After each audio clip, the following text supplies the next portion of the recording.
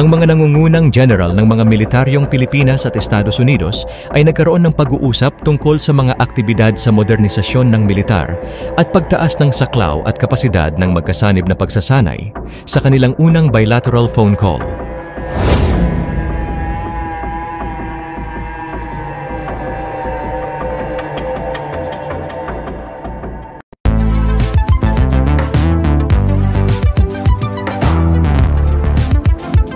Huwag kalimutang i-like at i-share ang video na ito at mag-subscribe ka na din sa aking channel para updated ka sa mga bagong videos.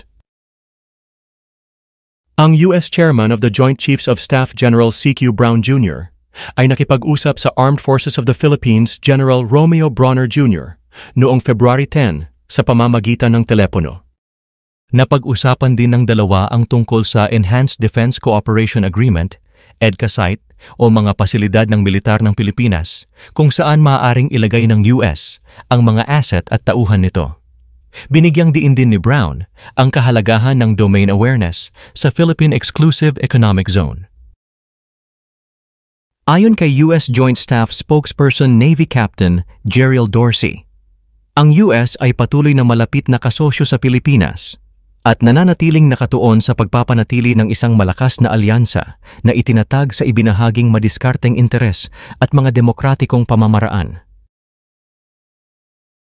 Sa ilalim ng Administrasyong Biden at Pangulo ng Pilipinas na si Ferdinand Marcos Jr., kung saan nadagdagan ng 4 pang mga EDCA-SITE sa mga madiskarteng lokasyon, nilagdaan din ng dalawang bansa ang Security of Military Information Agreement. Si Biden din ang nanguna sa unang trilateral summit sa pagitan ng US, Japan at Philippines. Noong kalagitnaan ng 2024, ang US ay nangako ng $500 million ng foreign military financing upang matulungan ang modernization ng parehong AFP at Philippine Coast Guard. Ito ay isang hakbang na mayroong suporta sa bipartisan ng Kongreso ng US. Sa kabila ng desisyon ni Trump na ihinto ang tulong, ang mga opisyal ng seguridad ay nanindigan na ang tulong militar sa Pilipinas ay hindi matitigil. Kasabay ng mas malakas na ugnayan ay ang mas agresibong aksyon naman ng China sa West Philippine Sea, kabilang ang mga lugar na bahagi ng Exclusive Economic Zone ng Pilipinas. Ang Pilipinas at US ay nagsagawa ng maraming magkasanib na paglalayag at pagsasanay sa WPS, kasama ang ibang mga bansa, kabilang ang Japan, Australia, New Zealand at Canada.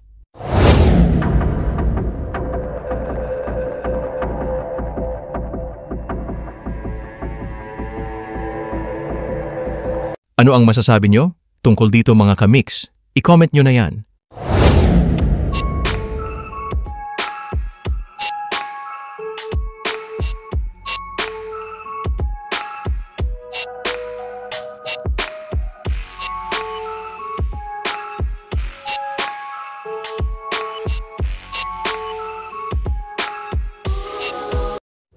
Salamat sa panunood mga kamix. Ako ay mag-iiwan sa inyo ng katagang alamin natin ngayon, wag nang ipagpabukas. Kung ayaw mong batukan kita. Biro lamang.